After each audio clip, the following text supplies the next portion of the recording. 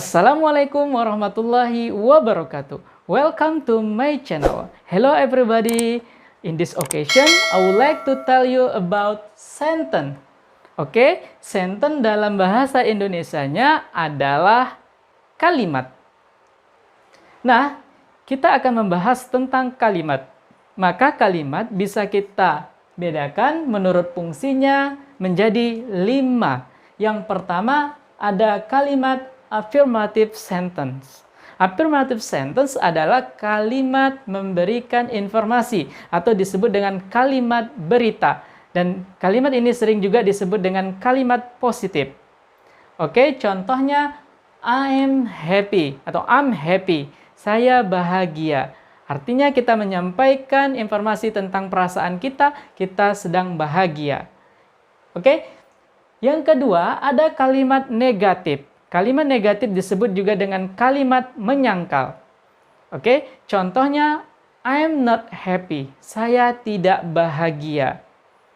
Yang ketiga, ada disebut dengan kalimat interrogatif atau kalimat bertanya. Kalimat bertanya contohnya adalah Are you happy? Apakah kamu bahagia?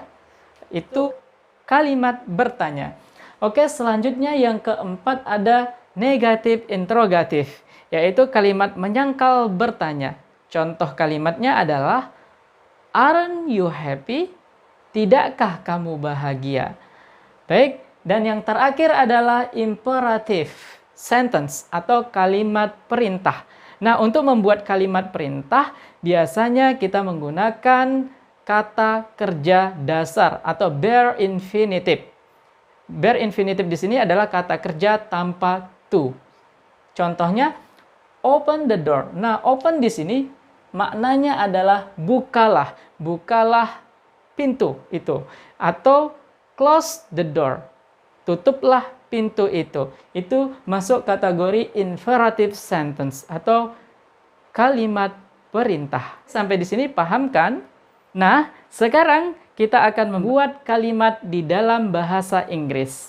Oke, ketika kita membuat kalimat, pola dasar membuat kalimat di dalam bahasa Inggris, dia harus ada subjek dan juga ada kata kerja.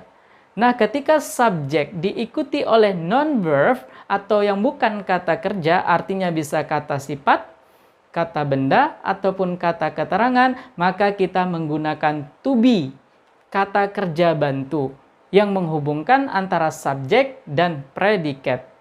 Sekarang kita lihat, kalimat itu bisa dibagi menjadi 2. Yang pertama disebut juga dengan verbal sentence. Apa itu verbal sentence? Verbal sentence ialah kalimat yang menggunakan kata kerja atau yang predikatnya adalah kata kerja. For example, contohnya di sini I love you. I di sini adalah sebagai subjeknya, love di sini sebagai verb, you adalah objeknya.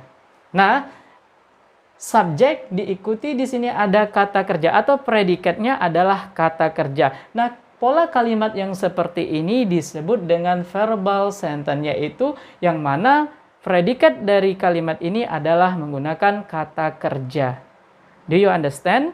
Nanti ketika setelah kata kerja dia diikuti objek, itu tergantung dari kata kerjanya. Dia masuk kata kerja transitif atau intransitif. Kata kerja transitif berarti dia membutuhkan objek. Sedangkan yang intransitif dia tidak perlu lagi menggunakan objek. Nah, kalimat yang sederhana ini juga bisa kita tambahkan dengan kata keterangan. Contohnya, I love you all the time. Artinya aku mencintai kamu setiap waktu. Oke, selanjutnya kita akan membahas tentang nominal sentence. Nominal sentence atau kalimat yang tidak menggunakan kata kerja. Ingat di awal tadi disampaikan untuk subjek yang diikuti oleh non-verb atau yang bukan kata kerja, maka kita menggunakan to be sebagai kata kerja bantunya. Nah, kita lihat di sini, saya sudah bikin satu contoh kalimat, I'm happy. Ya, I di sini sebagai subjek, am to be-nya, happy adalah adjective atau kata sifatnya. Nah, ini contoh dari kalimat nominal sentence atau kalimat yang tidak menggunakan kata kerja. Jadi, I subjek kemudian diikuti oleh to be. Karena subjeknya di sini adalah I, maka to be-nya menggunakan I'm. Jadi, I'm happy. Saya bahagia. Nah, komplimennya bisa berupa adjective, kata sifat. Contoh yang lain juga kita bisa berupa, contohnya, I am a student. Nah, student di sini adalah kata benda. Jadi bisa berupa kata sifat, bisa berupa kata benda. Dalam bahasa Inggrisnya disebut dengan noun. Oke. Selain itu juga bisa berupa I'm here. Here ini di sini adalah artinya dia masuk kata keterangan atau disebut dengan adverb. Contoh yang lain, I'm yours. Saya milik kamu. Nah, yours di sini adalah pronoun. Kata ganti. Oke. Itulah contoh-contoh dari nominal sentence. Pada intinya atau pada poinnya, yang di nominal sentence adalah kalimatnya kita buat tidak menggunakan kata kerja. Sedangkan di verbal sentence menggunakan kata kerja. Oke, secara keseluruhan dari penjelasan dari awal terkait dengan kalimat, maka ketika kita membuat kalimat di dalam bahasa Inggris, maka dia harus menggunakan subjek dan juga menggunakan verb. Untuk subjek yang diikuti oleh bukan kata kerja, maka kita menggunakan to be sebagai kata bantunya.